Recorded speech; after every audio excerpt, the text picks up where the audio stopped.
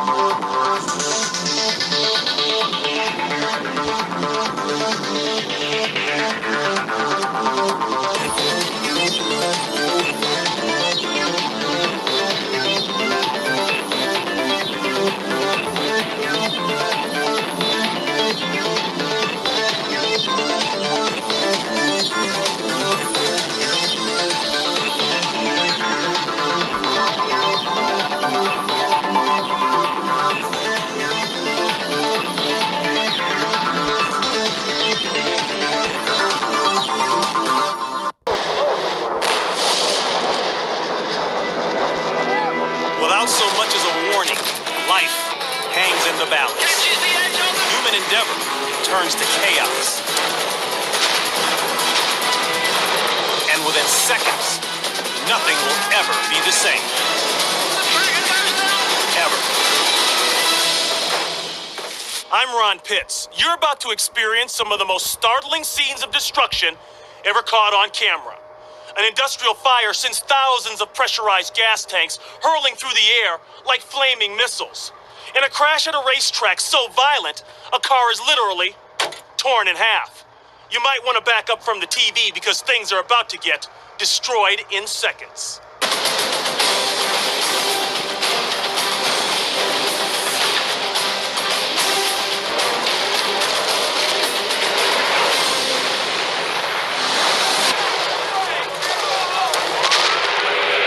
St. Louis, Missouri. On a hot summer day, firefighters respond to a series of explosions at an industrial gas supply company. Inside, thousands of tanks containing propylene, propane, and acetylene are exploding. Blast after blast rocks the neighborhood as fireballs shoot hundreds of feet into the air. Neighbors in a nearby apartment building rush outside to witness the mayhem. Man, feel it. Through the smoke, 75-pound tanks can be seen shooting 150 feet into the air like missiles. Yeah, our building's fine, but these giant oxygen tanks are being projected all the way over here. In total, 8,000 of them ignite, then explode. Some land harmlessly in the streets. Dude, oh my God, Lutfi, it's the scariest I've ever experienced in my life, man. Others smash through brick walls and roofs of the neighboring houses. Firefighters have more than just the plant fire to contend with. The flaming canisters have ignited dozens of fires around the neighborhood.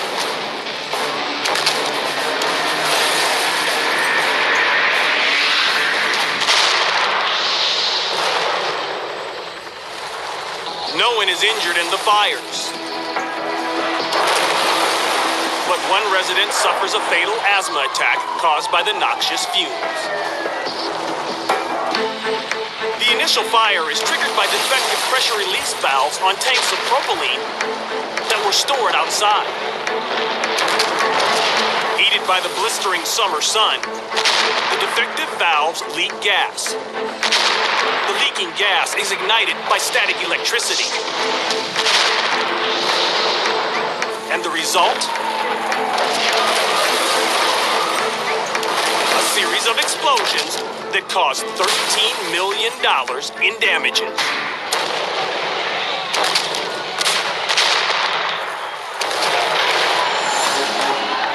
The 20,000 spectators at the Superbike World Championships expect adrenaline-packed moto action on the winding 2.8-mile track.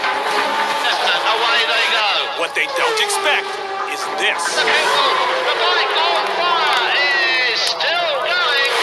It's the Armco. In the world of superbikes, riders hit race car speeds of up to 180 miles per hour, but without the protection a body and roll cage provide. In second place, but moving into the lead on bike number 4, is veteran racer Stefan Mertens. Stefan carves out a turn at 155 miles per hour. On the track and goes down hard. The bike hits the pit wall. Mertens hits the pit wall. The bike on fire is still going. It's the Armco. The petrol tank has split and is burning. It falls off the edge of the track and fortunately falls away from it. Dropping back through the field, Mertens from... Coming out of the turn, Stefan's rear tire hits a puddle of water, causing it to lose traction. It's the pit wall. Mertens He skids more than 50 feet before slamming into the concrete barrier. down hard. The bike hits the pit wall. The bike on fire. His bike, still upright, hits the wall. The gas tank ruptures and bursts into flame. It's the Armco. The bike continues another 656 feet down the course. Laying on the track, Stefan takes off his helmet and motions that he's hurt his shoulder. Is out there somewhere on the Yamaha. The race continues as rescue crews bring in a stretcher. Obviously hurt his shoulder. They're trying to get Stefan dislocates his shoulder. He's back racing the very next week. However, it's the last race for his brand new superbike. It's completely destroyed. Mertens catches the edge on the track and goes down hard. The bike hits the pit wall. Mertens hits the pit wall. San Diego, California, 1988. The Del Monte Regatta in Mission Bay has drawn unlimited hydroplane racers from around the globe. These ultra-fast race machines use a combination of aviation engines, specially designed body frames, and a principle known as hydrodynamic lift to achieve high speed. They do it by skimming across the water rather than moving through it. Unlimited hydroplane racers Ron Snyder and John Prevost compete against a third racer. All three are traveling at nearly 170 miles per hour when a freak wind gust of 65 miles per hour suddenly turns this race to chaos.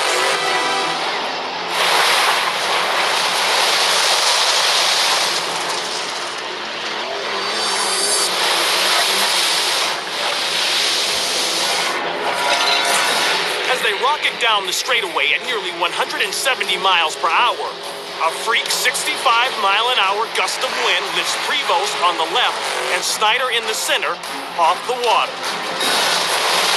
Prevost's boat flips 360 degrees in midair. When it comes crashing down, the boat breaks in two.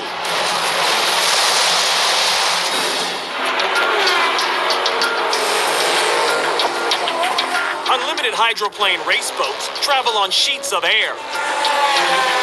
If too much air gets under the hull at high speeds, it can produce an effect called blowover. This is the first and only time in the history of unlimited hydroplane racing that two boats experience blowover at the same time. Neither man is injured. Both boats are rebuilt and race again. Australian stuntman Ray, the Man of Steel Bauman, has a lifelong dream. He wants to set a new world record by leaping over a line of cars 220 feet long. Ray has made a career out of staging spectacular stunts, which often end with spectacular crashes. But for his record attempt, Ray intends to land on all four wheels after completing the 220-foot jump. Something easier said than done. Ladies and gentlemen, the Man of Steel, Ray Bowman. On 3 separate occasions, Ray goes for the record.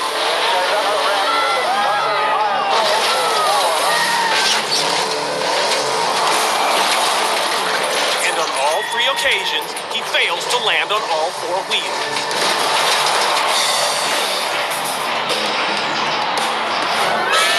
Today, the Man of Steel is in Kalgoorlie, Australia, and determined to achieve his goal. He approaches the ramp at 120 miles per hour.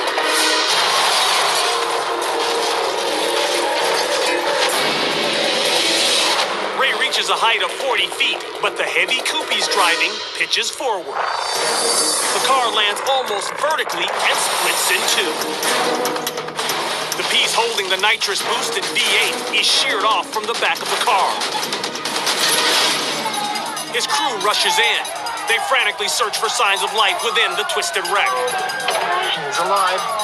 Ray survives, but suffers a broken leg, broken ribs, and lacerations. Although Ray eventually goes on to achieve the 220-foot record, his fans will never forget the 4 times he did it. Seth Inslow is one of today's biggest stars in freestyle motocross. But back in the mid-90s, Seth was a freestyle rookie, looking to get attention from the pros. No idea what he's doing.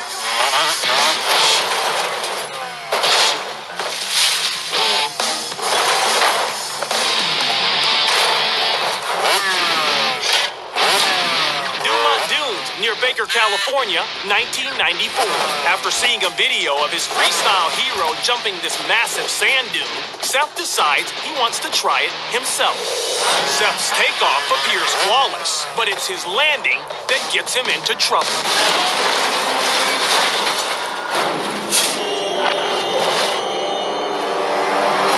Seth launches off the dune at 60 miles per hour, which is too fast. As a result, he overshoots his mark by 100 feet. Upon impact, Seth slams his head forward into the bike's crossbar and breaks his nose. Seth, what gear were you, bro? I don't know. I've never seen it like that happen to a bike. Seth also suffers a sprained back. Got some serious problems. You need to work out with yourself. Because of his willingness to take on the pro-level jump, Seth gains the notoriety he seeks. The F-14A Tomcat. For over 30 years, this nimble twin-engine aircraft was the U.S. Navy's primary fighter jet. The Tomcat can reach 1,544 miles per hour, more than twice the speed of sound. The Pacific Ocean, 800 miles west of Guam. A cameraman on board the destroyer USS John Paul Jones captures footage of a Tomcat participating in a training exercise. 800 feet above the water, the pilot and his radar intercept officer approach the destroyer at 760 miles per hour. As the jet nears the sound barrier, it produces a vapor cone. Then, just a few miles per hour short of breaking the sound barrier, the $36 million plane explodes into a fireball.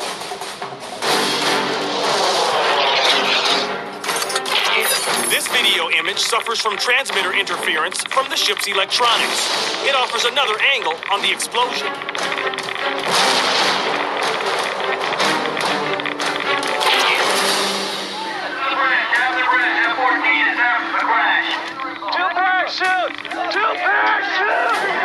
Seconds later, the chutes of the pilot and the radar intercept officer are spotted descending. But the ship's crew doesn't know if the men survived the bailout. I just hope they're all right. A rescue team is sent to locate them. A flare signals that at least one survived. When the rescue boat finally reaches the airmen, both are found to be alive. Amazingly, they were able to manually eject at over 750 miles per hour as the jet disintegrates around them. Both suffer first and second degree burns to their hands and faces. Investigators believe the aircraft's afterburners ignited an oil leak, causing the explosion. The pilot and the radar intercept officer recover from their injuries and return to flying.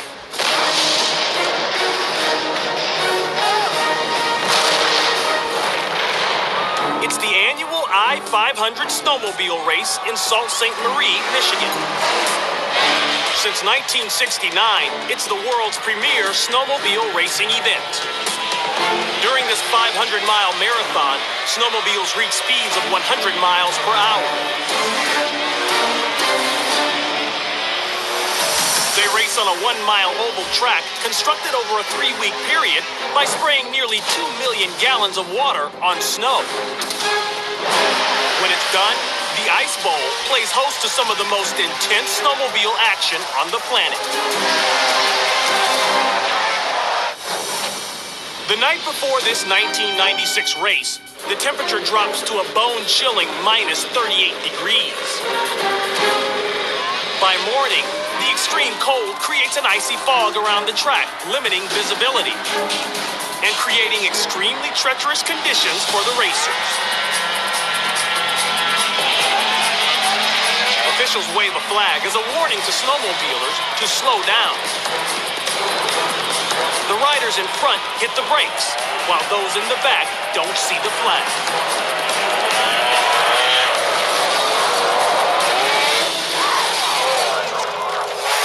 Confusion reigns as one rider is knocked off his snowmobile,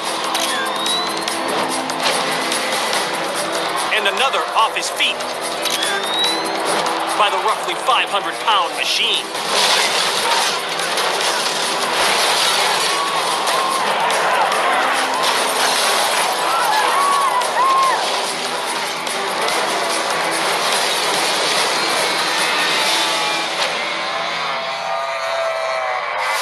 Injured riders lay on the freezing track.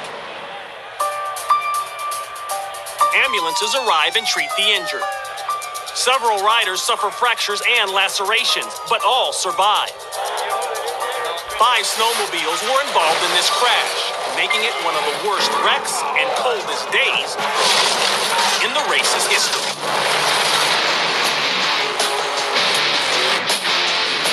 The funny car races at California's historic Baylands Raceway are an exercise in speed and survival.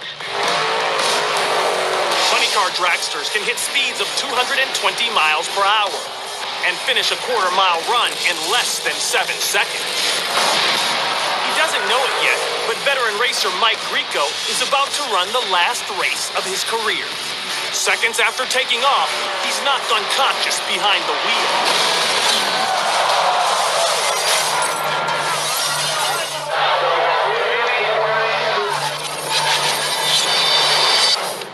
Visible in the footage, but one of Mike's tires is wobbling so hard, it causes him to hit his head on the car's roll cage.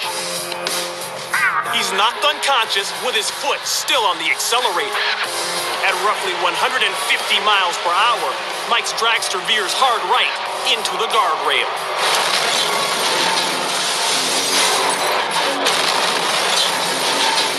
The car shatters on impact, breaking into 2 large pieces.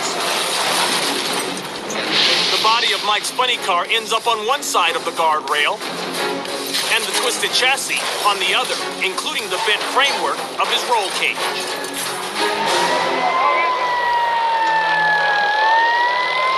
Mike is trapped inside.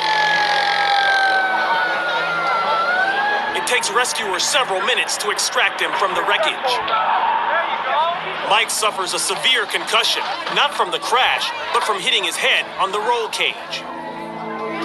He spends the next 4 months recovering from the head injury. After this crash, Mike's family insists he retire from drag racing. But if the money and opportunity arise, Mike says he would consider getting back in the driver's seat.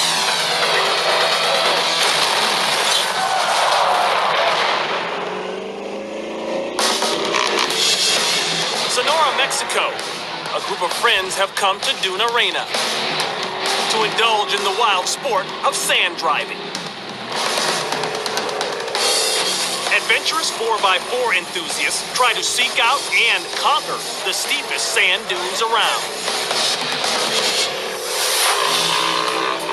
But one novice driver is about to learn the hard way how not to ride up a dune. Ay, güey!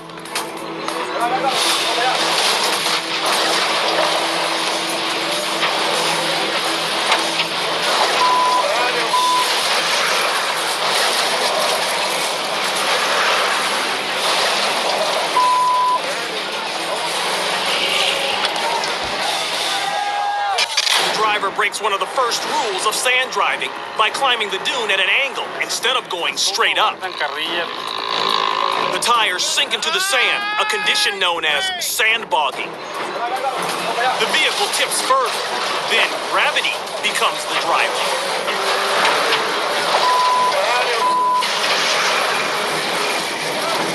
The 2-ton SUV flips over 10 times before it comes to rest upright.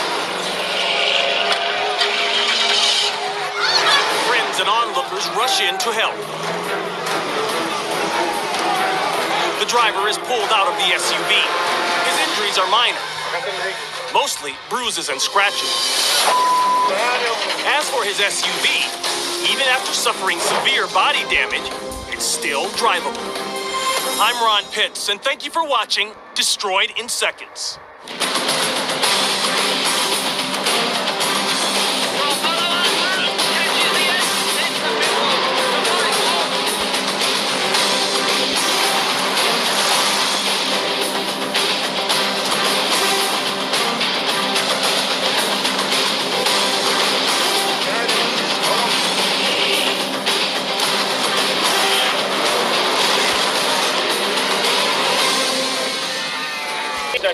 Holy shoot. That's the only way out right there. Without so much as a warning, life hangs in the balance. Human endeavor turns to chaos. And within seconds, nothing will ever be the same. Ever. The further man pushes the envelope, the closer he gets to the edge of destruction. It's mayhem on the racetrack as a runaway motorcycle crashes directly into the crowd. And a stunt driver's attempt to pull off a wheelie ends in a spectacular upside-down crash. You know, you just might need a roll cage for this one, because things are about to get destroyed in seconds.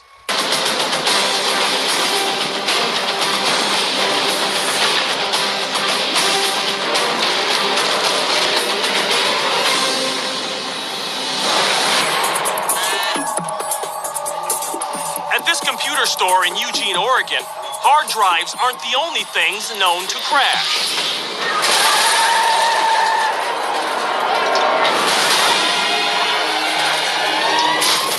Outside the store, a man mistakes the accelerator for the brake, jumps a parking barricade, and barrels through the front of the store.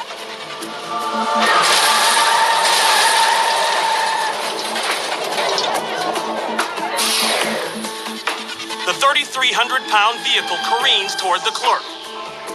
The employee is thrown back by the force of the crash. As the driver hits the gas, the spinning tires melt the carpet.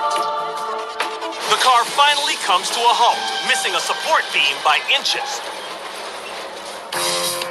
The driver exits his vehicle unharmed. Emergency crews arrive within minutes, and cleanup begins immediately. The clerk suffers a minor concussion, but things could have been much worse. A clear laminate coating prevents the glass door from shattering into dangerous shards. Instead, the door acts as a shield, protecting the clerk from the full impact of the crash. After a full investigation, the police decide not to cite the driver in this crash.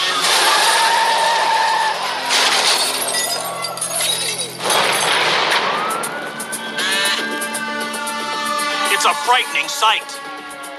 A tanker truck is fully engulfed in flames, and officials have shut down the highway. But one bystander doesn't heed the warning.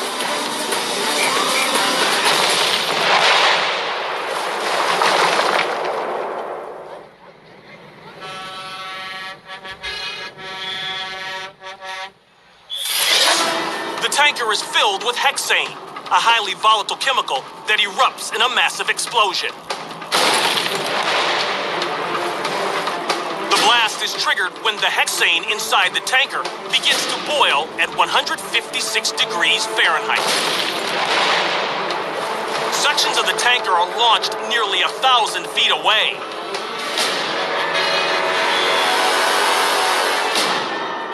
After a 3-hour firefight, crews mop up and officials reopen the highway.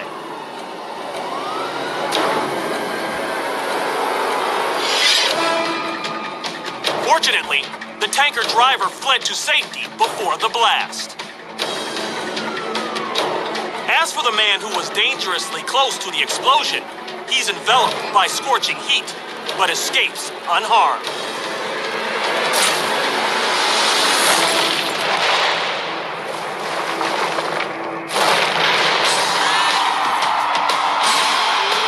Barbagallo Raceway hosts Formula Ford racing, the little brother to the Formula One circuit. Established in 1967, Formula Ford is designed to mold future motorsport hopefuls. One of those hopefuls is 20-year-old Bryce Washington. Washington having a real good go in the run to the checkered flag. Halfway through the race, Bryce is fighting for the lead until his back wheel is clipped, sending him grinding down a wall. But this isn't the only accident he'll experience today, nor the worst.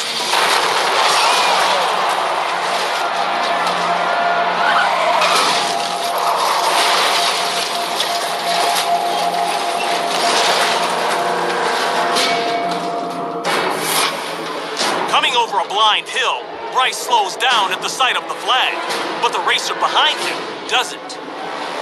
Bryce is bumped on his right rear quadrant, sending him into the sidewall. The 80-mile-per-hour impact snaps the nose and 2 tires off his car. Unaware of the crash ahead, Josh McCowan speeds over the hill at 100 miles per hour. Trying to avoid a collision, Josh loses control and veers off the track. Josh's car misses Bryce's head by inches. The impact totals both vehicles. Bryce climbs out of the wreckage before help can arrive. Josh is trapped inside the overturned car. Finally, the emergency crew frees Josh from the wreck. Not much left of that machine. Bryce and Josh each suffer mild concussions, but both emerge from the violent crash relatively unscathed. The accident is caused by multiple drivers racing through caution flags. Neither driver is fined, and both later return to the track. It's a long trek to Lost Lake, Alaska. But if snowmobiling is your passion, you won't be disappointed.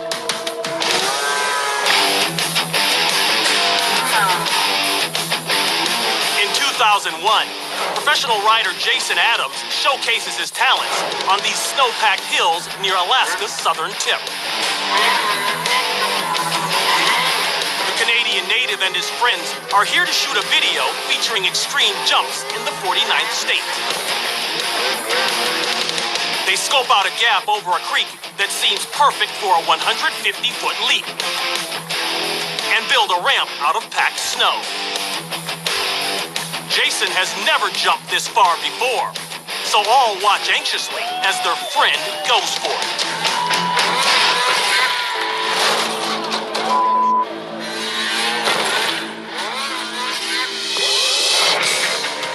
Jason hits the ramp at roughly 50 miles per hour. He aims for the flat landing area, but comes up about 10 feet short. Since snowmobile jumping is relatively new at the time, guesswork is used to build the 3-foot-high ramp. But it isn't high enough or long enough to give Jason the arc he needs to reach the landing area.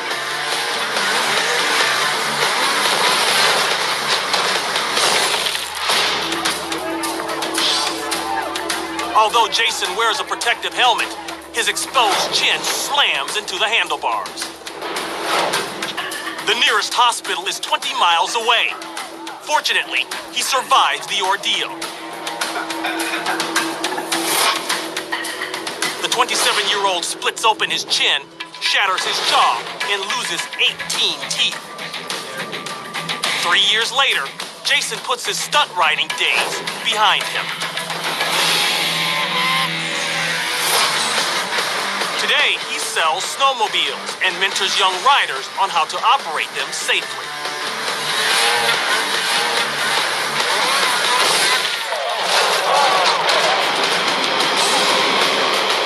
In dirt track racing, riders navigate single-gear brakeless motorcycles around a loose dirt track. Speeds can reach 120 miles per hour. Tonight, Bobby the Blaze Hedden is wearing red jersey number 1. He's been a speedway racer for 20 years.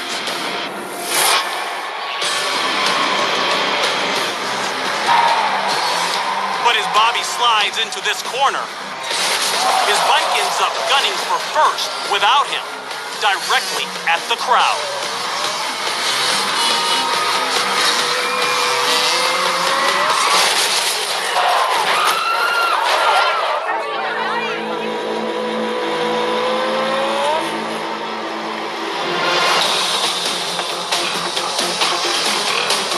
A jammed throttle causes Bobby to enter the turn at too high a speed and lose control. As he falls off, the engine kill switch is automatically pulled, but it malfunctions. The engine keeps on accelerating due to the stuck throttle. A gyroscoping motion helps the bike right itself. Track personnel scramble as the driverless bike speeds 250 yards down the center of the speedway. The 180-pound machine heads straight for the bleachers at roughly 45 miles per hour.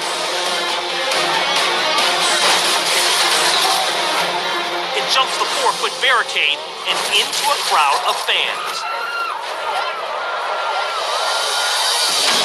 Bobby hitches a ride to the far side of the track and is relieved to learn not one fan has been injured. Fortunately, the Blaze escapes with only minor bruises, but his $10,000 bike is totaled. Bobby didn't realize it at the time, but his kill switch had malfunctioned due to an earlier accident.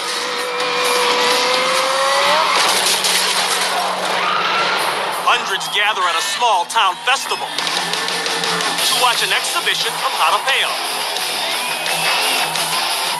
a traditional form of Mexican bull riding. In jarapeo, riders hold on with 2 hands for as long as they can.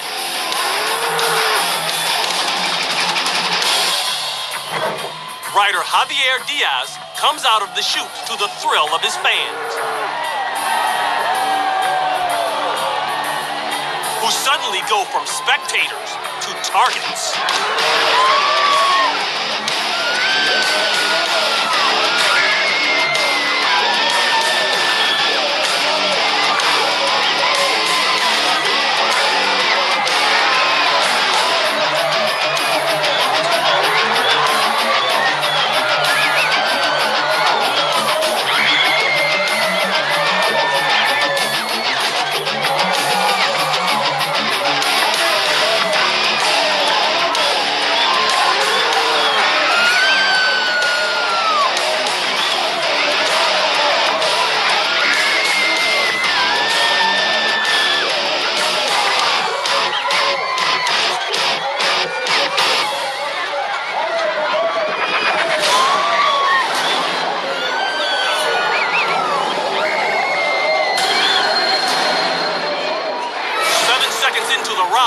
The bull upends the fence, slamming Javier into the bars. The bull then takes aim at the crowd. The animal goes on a rampage, trying to gore everyone in sight. This man takes a direct hit to the stomach. Another man is knocked off his feet. A rodeo clown runs for his life. 90 90 chaotic seconds, the bull is finally caged in and the mayhem brought under control. Despite the repeated attacks, no one is seriously injured.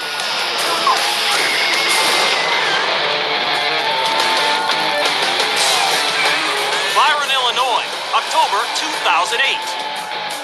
Drivers compete for a $10,000 purse to see who can pull off the biggest, baddest wheel stand. To perform a wheel stand, you get a rear-wheel drive car, outfit it with the largest engine you can, lock the trans brake, then let her rip.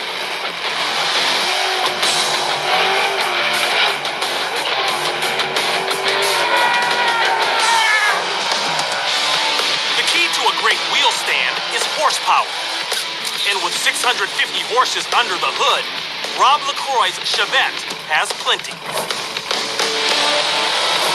But the veteran racer is about to discover that too much power can be a dangerous thing.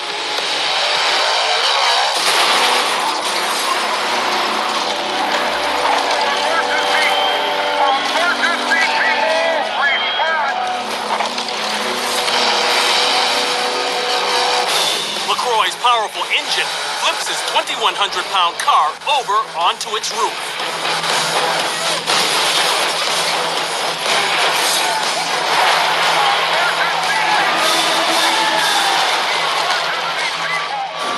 Rescue teams rush to the wreckage.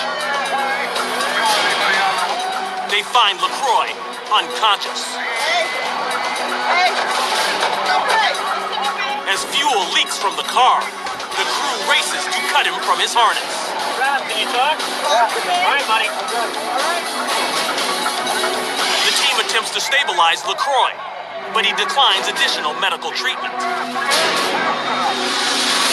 Fortunately, he escapes with only minor injuries. His $30,000 Chevette is totaled.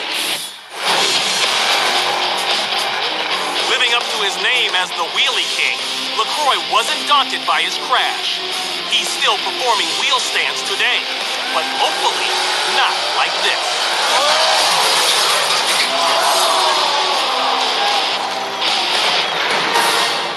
Beartooth, Montana.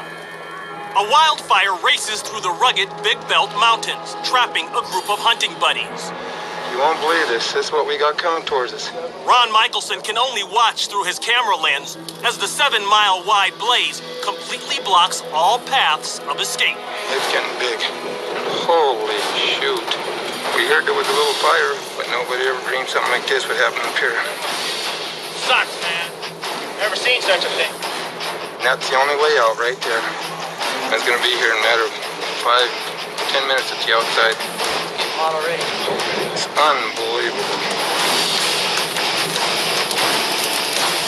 No place for us to go. We ain't got no chance. Yeah. Oh, wow. Say your prayers, buddy.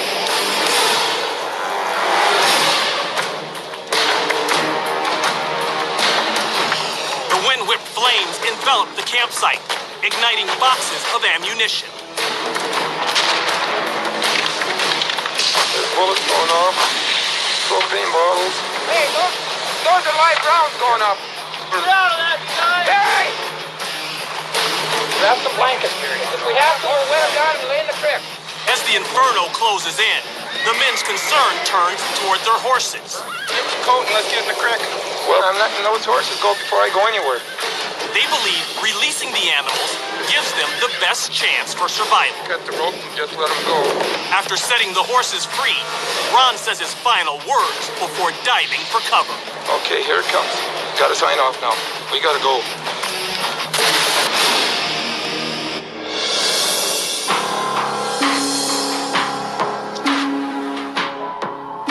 Made it through the fire. Sunrise reveals the extent of the devastation. The fire has gutted cars, leveled buildings, and charred the landscape. One heck of a fire. But the hunters survive, thanks to a nearby creek and some wet blankets. Guess we came home about 4 o'clock in the morning. All of the horses return, a little singed, but otherwise uninjured. Bull knows. Terry, we got her light, buddy. We got her light. The fire that was accidentally started by a camper ends up burning 34,000 acres. We ain't got no Yeah. Oh, wow. As for Ron and his friends, they decide that next year they'll find a different camping spot. I have never seen such a thing in my entire life. Congratulations, you just survived another episode of Destroyed in Seconds. I'm Ron Pitts, and we'll see you next time.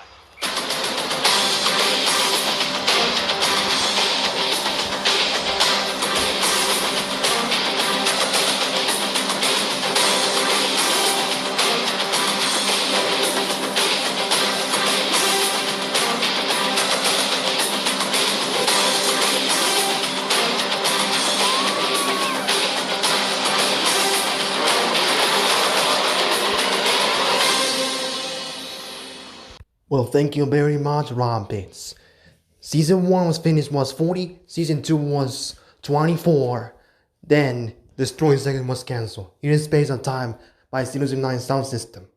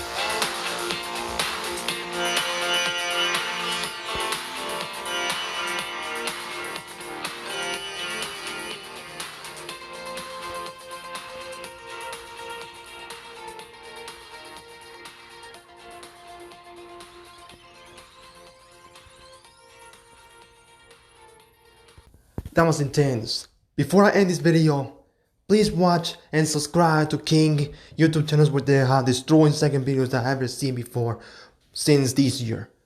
This is gonna be it. Thanks for watching. Good night. We'll see you next time.